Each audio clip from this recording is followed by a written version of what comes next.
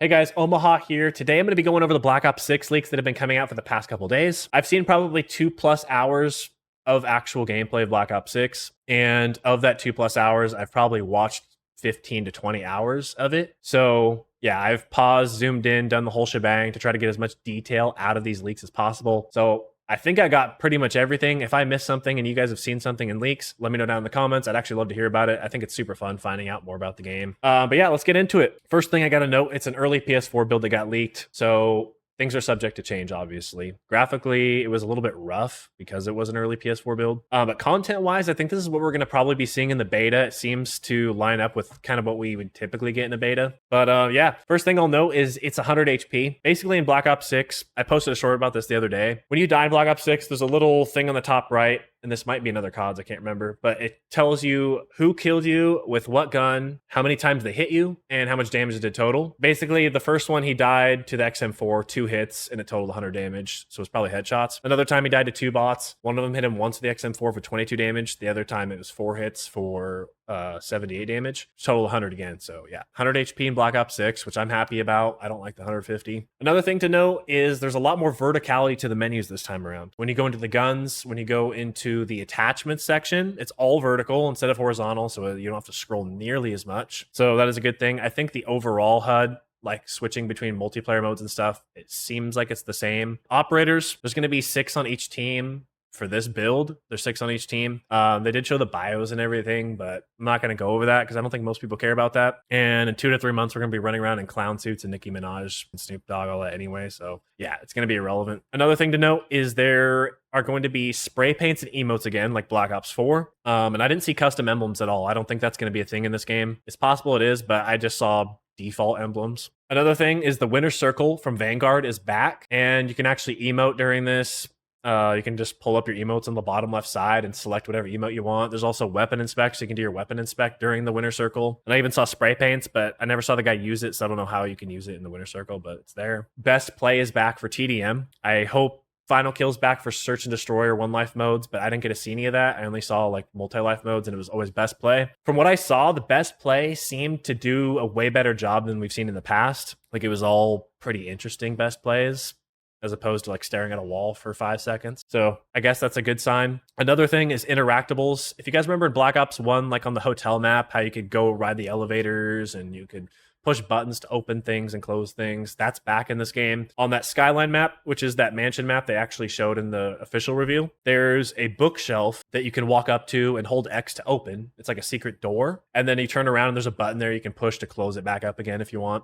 But anyways, you go down the stairs, you turn right and you're in an office or a security room. I think it's a security room. And there's a computer there. He didn't walk up to the computer, so I'm assuming you can interact with it because there's another one, but he didn't interact with it. You kept going. There's a vent that goes under the map. And on inside that vent, there's a panel on the wall. And there's a switch there. It says hold X to activate security system. And then you keep going through the vent. There's an elevator shaft you can rappel up to take you back to the main floor. And in that room, there's a computer he went up to, and you can hold X to deactivate the security system. So I don't know what the security system does, but there's things like that in the game. And hopefully it's on all of the other maps too, because I kind of like that stuff. So yeah, interactables are a thing again. I saw the pinging system a little bit. It's pretty much the same thing as Modern Warfare 3's ping system. Slide canceling is in the game. I saw a whole video of just straight up slide canceling. So yeah, that's a thing. And while we're on the subject of the movement, I know from the official reveal, we saw the Omnimovement, but it was like those guys that do the campaign reveals where they barely know how to play the game and they're taking their time, moving all slow, like stuff like that. So there was another guy that played a little bit better than that, and I saw a little more from him, but there was also another guy who was pretty good at the game as far as the movement goes, and he was doing some crazy stuff with it. From what I saw, the movement is significantly faster than probably any COD we've ever had. Again, I haven't actually played it, so that could be a whole nother thing than just watching, but it looked faster to me. Some guy was using a DMR, and the speeds he was moving at looked like an SMG in Modern Warfare 3. Like, it was fast. And in regards to the Omni movement, there were almost no penalties that I saw, like movement penalties. Like when you slide, you know how sometimes you slow down in other CODs from doing certain things like that, like dolphin diving, sliding and stuff. It was really fast in this game. There were like, I didn't notice any penalties at all. So one thing I really wanted to see and I did not get to see is if you can like slide to the left or the right and then dolphin dive back the direction you came from. I really wanted to see if someone could do that because that sounds really annoying to fight against, but I didn't see anybody do that. But yeah, the diving's crazy. Multiple instances of the guy using the pump shotgun dolphin diving past a doorway and just one-tapping people. Like, it's going to be pretty sweaty, I got to say. So that could be good or bad depending on how you play the game. And that's it from the Omnimovement so far. The creative class, this is going to be the layout of the creative class. I actually drew it in Microsoft Paint because I didn't want to show it to you guys and get in trouble. But this is the exact layout of the creative class. I even scaled the boxes to scale and aligned them all nice and neat for you guys to make it look all pretty. But yeah, you got your primary here, your secondary, your melee, lethal, tactical, your field upgrade, perks 1, 2, and 3, your specialty if you chose 3 of the same color of perk. Otherwise, it'll be grayed out. And then your wildcard slot. So yeah, that's exactly what it's going to look like in terms of layout and stuff as far as the build I saw. And now let's go over some of the guns and stuff in the game. So obviously these aren't all the guns that are going to be in the full game, but for assault rifles, we had 3. There was the XM4, which was based on the Colt 723, I believe, and it's like an early prototype M4. There's the AK-74, which is based on itself. It's the AK-74, same gun. The AMES 85, which is based on the SAR 80. For submachine guns, we had 3. There was the C9, which is the MP5, the Tonto 22, which is the Grundle R31 in real life, the Jackal PDW, which is the Jeopard PDW. For shotguns, there was 1. It was the Marine SP, based on the Mossberg 500. LMGs, there was only 1. The XMG, which is the XM4 LMG version. So it's basically the XM4, but an LMG. Marksman rifles, there were 2. SWAT 556, which is based on the SIG SG platform, and the DM10, which is based on the SR25. Sniper rifles, there were 2. SVD, and the LR762, which is based on the PGM Heket 2. Handguns, there were 2. GS45, which I think is based on the USP45, and the 9mm PM, which is based on the Makarov. By the way, both of those pistols had an akimbo attachment for sure. Launchers, there was the Sigma 2B, and that was all the guns I saw in the beta. They didn't go into the melee section, so I don't know how many melee weapons there are currently, but I think it's just the knife. That's all I was able to see. Okay. Now the Gunsmith. You can put 5 attachments on your weapon, or 8 if you use the wild card. There are custom reticles in the game, like Black Ops 1. Remember how it had like the smiley faces, the stars, all that kind of stuff. Camos. I didn't really get to see any camos, but one thing I did see that was actually kind of noteworthy was there was 3 tabs. There was a multiplayer, a Warzone, and a zombies tab this time. So Modern Warfare 3 only has multiplayer and zombies. I don't know if that means we're going to get a separate Warzone grind for camos, but I'm thinking it probably does mean that. I saw all the attachments for the LR762 sniper rifle. I didn't really get to see any attachments for any other guns besides the akimbo pistols. I'm going to go over kind of the noteworthy ones. I'm not going to obviously go over every single attachment, but I'll tell you how many were in each category and some of the noteworthy ones. So optic, there were 20 optics, and it was everything from iron sights to red dots all the way up to scopes. And something noteworthy about that is there was absolutely no mention at all of scope glint whatsoever, even on the long range scope. So I don't know that scope glint's in the game. I didn't even see scope glint in any of the gameplay, so it might not even be in this game at all. Muzzle, there were 4 muzzles: suppressor, compensator, muzzle brake, and ported compensator. There were 5 barrels. One of the noteworthy barrels was the CHF barrel. It increased the leg hit multiplier. It's the only barrel with penalties. All the other barrels were positives, no negatives whatsoever. There's also a short barrel, which helped with only jumping, sprint to fire, and ADS, which I thought was pretty interesting. Underbarrel, there were 6. No penalties across the board for any of the underbarrel attachments. They all helped with recoil, sway, hold breath, or movement speed. Some help with some of those things, some help with other things. For magazines, we had 4. So there was an extended mag 1, which changed it from 5 rounds to 7 and had a slower reload. There was an extended mag 2, which changed it from 5 rounds to 10 rounds. It also gave you a slower reload, and it gave you slower handling. There was a fast mag 1, which gave you a faster reload, no penalties, and then a fast mag 2, which gave you faster ADS, faster sprint to fire, and faster reload, but it gave you 4 rounds in the mag instead of 5. Rear grip, all of them helped with handling, and none of them had penalties whatsoever. Stock, there was 5 of them. All of them had to do with movement and flinch, and I don't think there were any penalties on that. I didn't actually write that down, so I don't remember, but I don't think there were penalties on those. Lasers, there were 5. Some of them helped with hip fire, and some were visible, some weren't. There was a tack stance laser. So that is now the only way in this game to get tack stance. You have to put the laser on, which is nice because some people didn't even like using it anyways, and they accidentally hit it. So yeah, that's kind of a nice thing. You can have it if you want it. You don't have to have it if you don't want it. There was a movement accuracy laser that helped with movement accuracy. There was a laser that helped us sway and keeping the gun steady that was visible. And then there was a laser that was actually pretty interesting. It was called the Strelok laser, and it drastically tightened your hip fire when going from hip fire to ADS. So it basically helped the accuracy get better faster. So it'd be really good for quick scoping, I'm assuming. And then there was a category called fire mods. So there were only 3 attachments in there. It's kind of like your ammo type in a way, but it did other things too. So there was a rapid fire mod, which helped with the rechamber speed, gave you like +3 to that. There was an overpressured. I think this one increased your bullet velocity.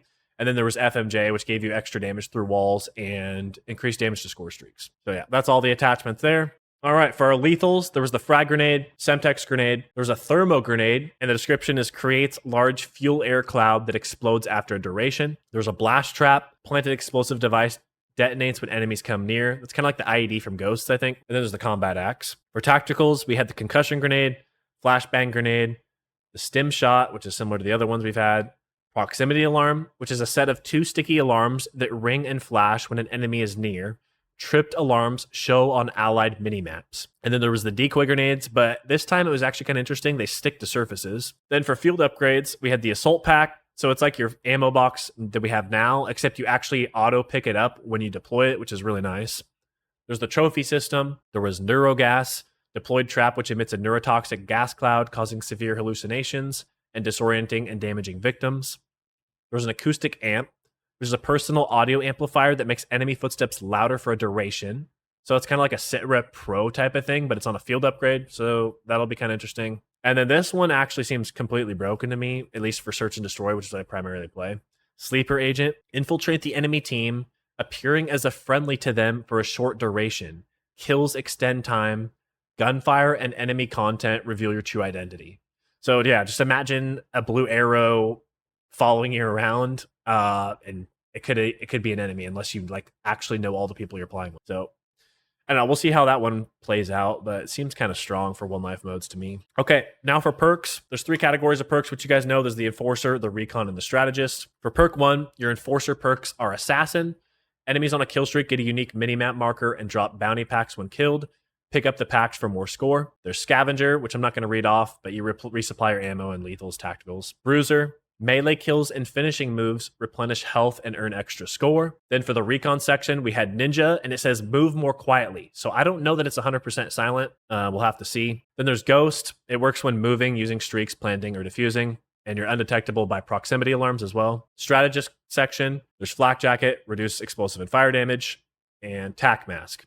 Resistance to enemy flash and concussion grenades, and enemy neurogas. Then for our perk 2, for the Enforcer section, we have Dexterity, reduced weapon motion while jumping, sliding, and diving, take less fall damage. Gung Ho, reduced movement penalties when reloading or using equipment, reload while tack sprinting. For the Recon section, we have Tracker, see enemy footsteps, ADSing auto pings enemies, long cooldown. So I don't know what that it's. I'm assuming the long cooldown is for the auto pinging enemies, but I'm not sure. Engineer, see enemy equipment and score streaks through walls and enemy score streak icons on the minimap. Forward intel, increases minimap area and shows direction indicators for revealed enemies.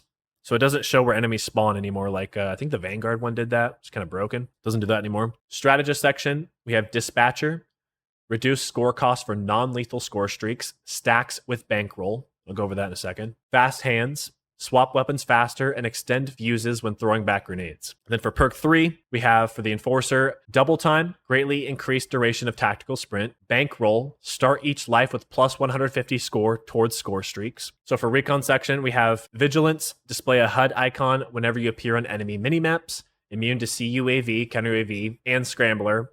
I put that in scrambler in parentheses because I don't know what that is. I haven't actually seen that in the game yet or in the leaks at all. And it makes you immune to sleeper agent. So that's probably pretty nice. Cold-blooded, undetectable by AI targeting and thermal optics. Player-controlled score streaks don't highlight you. Immune to spy cam. So I put that in parentheses as well because I haven't seen that in the game yet, but I'm assuming it's like the tactical camera that we have in Modern Warfare 3, but that wasn't in any of the create a class or leaks or anything that I've seen so far. Strategist section, we have Quartermaster, recharge equipment over time. Gearhead, 2 field upgrade charges, increase field upgrade charge rate, hack enemy equipment and field upgrades, booby trap care packages. Then we have Guardian, faster healing while capturing and holding objectives, revive down teammates faster, which I thought that was really interesting. I don't know what the context is of reviving down teammates other than Warzone, but I guess we'll have to see. And then if you equip 3 of the same color perk, you get your specialty. So the 3 specialties in the game, there's the Enforcer.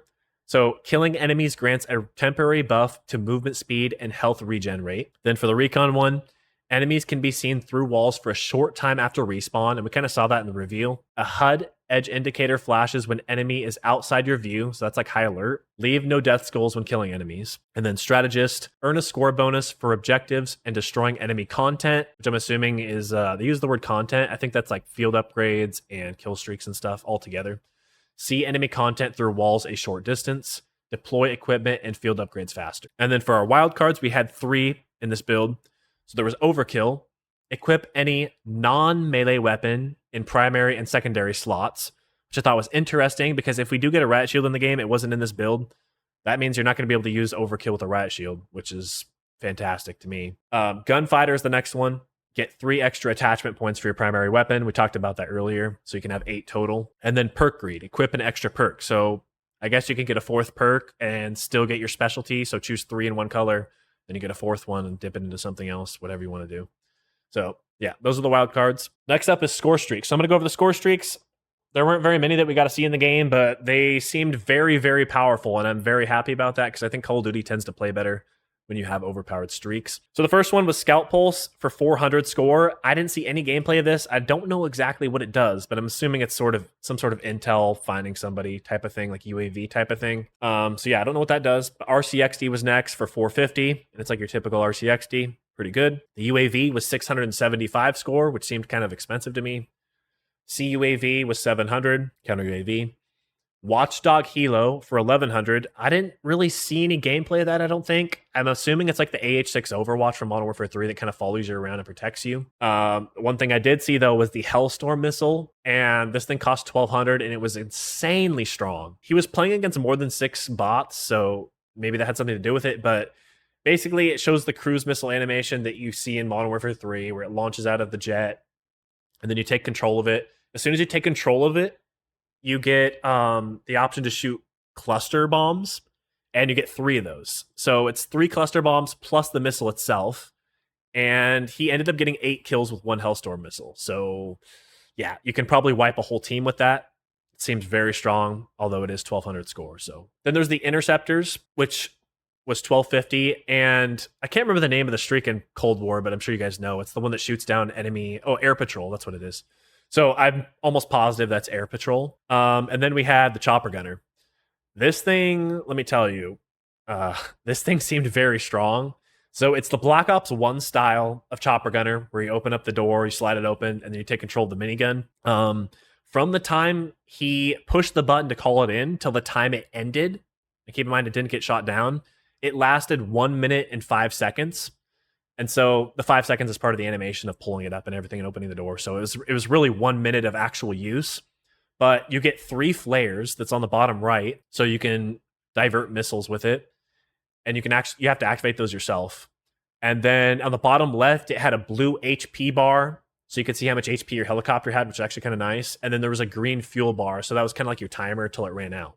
So yeah, I counted that. It lasted a full minute. Really, really strong. Okay, next thing I'm going to talk about is the Human Shield. So I saw 3 clips of the Human Shield ability, whatever you want to call it, in the game, and it was very hectic in the gameplay. So I don't know exactly what causes what 100%, but I have a pretty good guess, and there are things I know for certain. So basically how it works is you walk up behind an enemy, you hold down the melee button, which for him was the right stick, to execute, or you can double tap to Human Shield. So once you get a Human Shield, you're holding them like this, basically, with your pistol out. And the pistol is hipfire only, but it's a very tight hipfire. I don't know if attachments can change that, how it works, but for him, it was very tight hipfire every time. So it seems to be really accurate, almost as accurate as ADS, but I don't think you can ADS. And you have an option to quick kill or execute at any time. So you can click the right stick again, and the guy will like snap their neck super quick and then put his gun back up. So that's an option, or you can hold down the button to do your normal finishing move, like your execution, where it does like the animation and everything. So yeah, you can choose either one. Basically, when you have the Human Shield up, a timer will pop up, It's like a little yellow circle with a skull and a shield in the middle. And the yellow circle will slowly tick down like clockwise. And if you don't get shot at all, which happened one of the times, it lasts 10 seconds. So you get 10 seconds of human shield. However, when he was getting shot one of the times, as it slowly goes down, each time he got shot, it would like burst a little bit down. So I'm thinking shooting will end it faster. One of the times, he had the guy in the human shield, and one of his allies came up and meleeed him, and that freed him. He was still alive, and it killed the guy taking him hostage. So meleeing seems to be a way to free your allies out of the human shield. Damage, I don't know how the damage works exactly. I'm thinking you can kill your allies if you hit them, because basically one of the times, the timer is almost down to 0 anyways, but he got shot enough to where he died, and at the same time the timer went down to 0, so I don't know how this affects it, but the guy he was holding died too, so they both died. But what I noticed at the top, you know how when like a lot of the CODs, there's like the medals that pop up as you get like double kill, triple kill, headshot, Kingslayer, those medals at the top?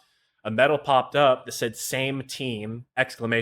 So I'm assuming because of that, you can kill your allies in the human shield, which I think is amazing. I think that's how it should work.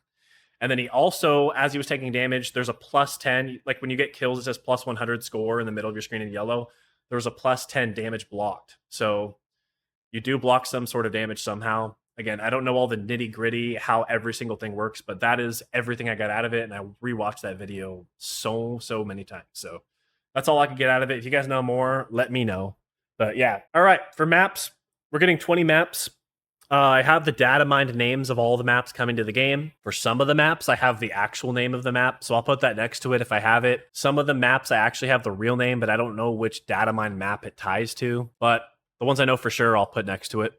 But for data mine maps, we have Catacomb, which is said to be a small map. Babylon, supposed to be a small map as well. Flat, that's also supposed to be a small map. Vorkuta Mine, which is supposed to be a small map, so that makes 4 small maps. Then we have Vorkuta, Stealth, Pillage, Island, Canals, Red Card, Strip Mall, Train Graveyard, Socotra, Citadel, Nuketown, Russian Base, Hacienda, Dig, Firing Range, and Veiled. Okay, now out of those code names, a lot of people are saying that some of these are remastered maps. They said we'd get 16 original, and so we do have 20 maps, so 4 of these should be remake maps. Now, Firing Range is obviously going to be Firing Range. There's no doubt about that.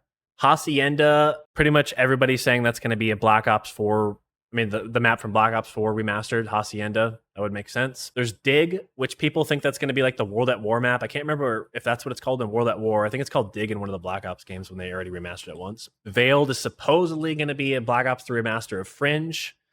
And then Russian Base is supposedly a Black Ops 1 remaster of WMD.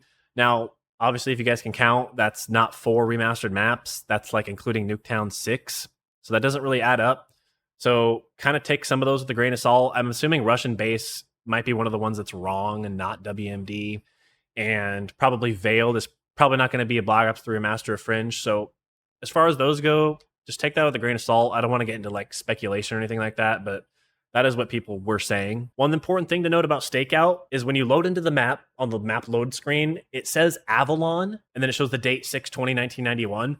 Avalon is the name of the upcoming Battle Royale map for Warzone. When I saw the video of the whole map, I saw Stakeout there. So it takes place on the Warzone map. So I thought that was pretty interesting. Gala is another map that is an official name, and I don't know which data mine name that ties to. And then Scud is the other one. That's the big radar dish one we saw in the reveal as well. So that is all 20 maps. And I think that's everything that I had to cover. So if you guys enjoyed that video, drop a like, subscribe if you guys want to see more Call of Duty content. I'm going to be covering everything Black Ops 6, and I covered Modern Warfare 3 too, but I'm getting kind of bored of it. Peace out.